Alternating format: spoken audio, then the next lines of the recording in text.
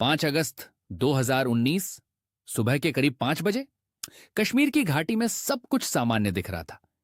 लेकिन सच यह था कि उस दिन भारत सरकार ने एक ऐसा फैसला लेने की तैयारी कर ली थी जो ना सिर्फ कश्मीर बल्कि पूरे देश और दुनिया की दिशा बदल सकता था। सवाल यह है, क्या यह फैसला पूरी तरह प्लान्ड था या इसके पीछे ऐसा खतरा छिपा था जिसे दुनिया ने करीब से महसूस ही नहीं किया। उस सुबह श्रीनगर की सड़कों पर अचानक सन्नाटा छा गया। मोबाइल नेटवर्क बंद, इंटरनेट गायब, हजारों सुरक्षा बल तैनात और आम लोगों को घरों में रहने की हिदायत। किसी को समझ नहीं आ रहा था कि आखिर हो क्या रहा है।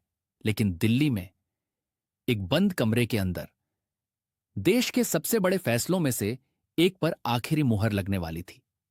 प्रधानमंत्री नरेंद्र मोदी, गृह मंत्री अमित शाह और देश की टॉप सुरक्षा एजेंसियां पिछले कई हफ्तों से एक ऐसी योजना पर काम कर रही थीं जिसे अगर जरा सा भी लीक हो जाता तो हालात बेकाबू हो सकते थे।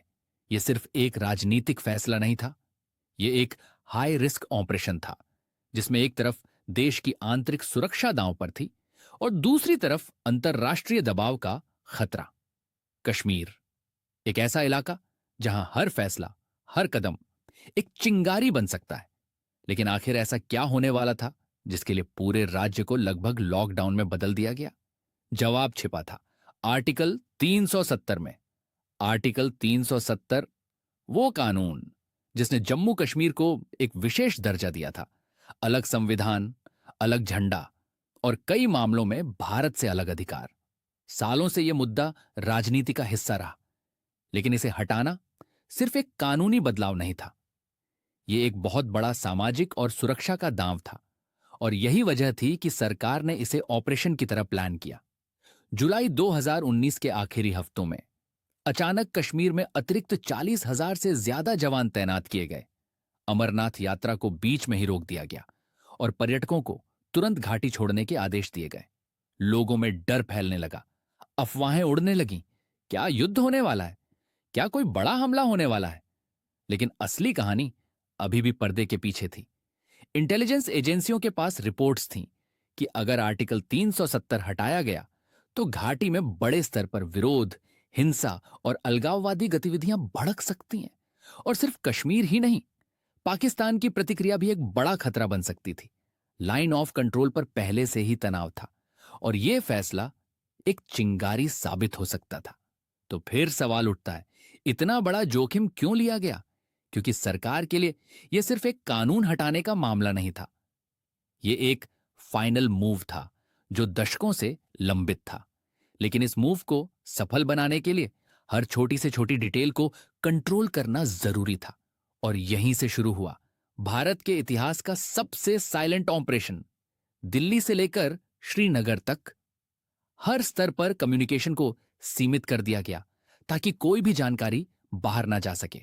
यहां तक कि कई स्थानीय नेताओं को बिना किसी पूर्व सूचना के नजरबंद कर दिया गया।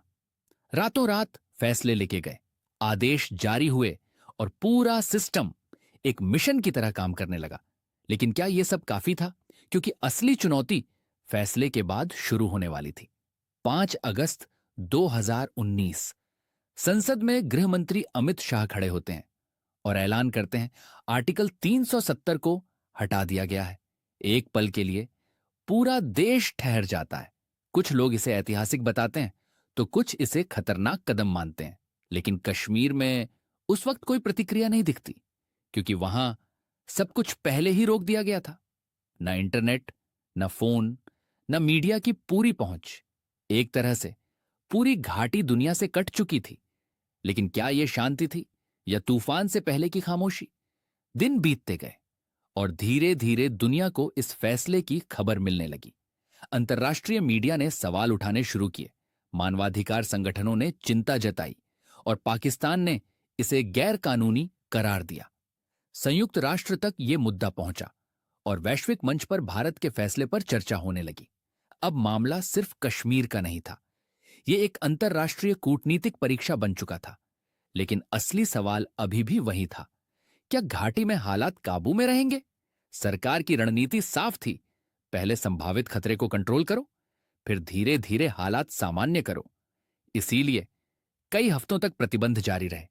स्कूल बंद, कारोबार ठप और आम जिंदगी लगभग रुक सी गई। कुछ जगहों पर विरोध हुआ, झड़पें हुई, लेकिन वो बड़े स्तर पर नहीं फैल पाए। क्या यह सुरक्षा रणनीति की सफलता थी या लोगों की मजबूरी? इसका जवाब आज भी पूरी तरह साफ नहीं है। लेकिन एक बात तय है, अगर उस वक्त जरा सी भी चूक होती तो हालात पूरी तरह अलग हो सकते थे। कल्पना कीजिए, अगर यह खबर पहले लीक हो जाती, अगर हजारों लोग सड़कों पर उतर आते, अगर सीमा पर तनाव बढ़ जाता, तो क्या होता? शायद कश्मीर में बड़े स्तर पर हिंसा फैल जाती। शायद अंतर्राष्ट्रीय दबाव इतना बढ़ जाता कि हालात संभालना मुश्किल हो जाता। लेकिन ऐसा नहीं हुआ, क्योंकि यह फैसला सिर्फ लिया नहीं गया था, इसे एक ऑपरेशन की तरह अंजाम दिया गया था। धीरे धीरे इंटरनेट सेवाएं वापस आईं, स्कूल खुले और जिंदगी पटरी पर लौटने लगी। लेकिन इस पूरे घटनाक्रम ने कई गहरे सवाल छोड़ दिए। क्या इस तरह के फैसले सुरक्षा के नाम पर अचानक लेने चाहिए? क्या लोगों को पूरी तरह अंधेरे में रखना सही था, या फिर यह एक ऐसा कदम था जो किसी भी कीमत पर जरूरी था? शायद इसका जवाब हर किसी के लिए अलग होगा। लेकिन 5 अगस्त 2019 एक ऐसी तारीख बन गई जिसने दिखा दिया कि कभी कभी सबसे बड़े फैसले सबसे गहरी खामोशी में ले जाते हैं, और असली कहानी हमेशा वही होती है जो नजर नहीं आती। क्योंकि उस दिन सिर्फ एक कानून नहीं बदला था, बल्कि एक पूरी व्यवस्था, एक पूरी सोच और शायद एक पूरे भविष्य की दिशा बदल दी गई थी। और आज भी जब हम उस फैसले को पीछे मुड़कर देखते हैं, तो एक सवाल अब भी हवा में तैरता है, क्या वो शांति थी या बस एक बहुत बड़ी रणनीति की परछाई?